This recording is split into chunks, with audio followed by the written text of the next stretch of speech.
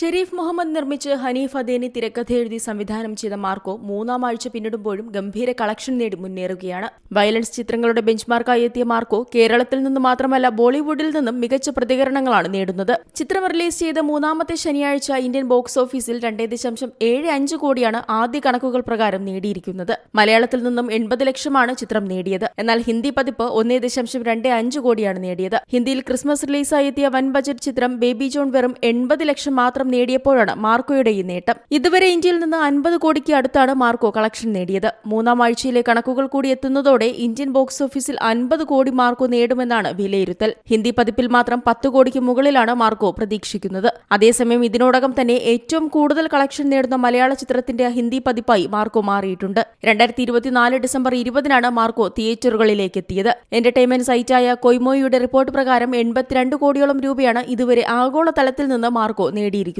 30 കോടി ബജറ്റിൽ പുറത്തിറങ്ങിയ മാർക്കോ വെറും 15 ദിവസത്തിലാണ് മുടക്കുമുതൽ തിരിച്ചുപിടിച്ചത്. ഹിന്ദിയിൽ മാത്രമല്ല തെലുങ്കിലും തമിഴിലും ചിത്രത്തിന് മികച്ച കളക്ഷൻ ലഭിക്കുന്നുണ്ടെന്നാണ് റിപ്പോർട്ടുകൾ. Entertainment desk, C Malayalam news.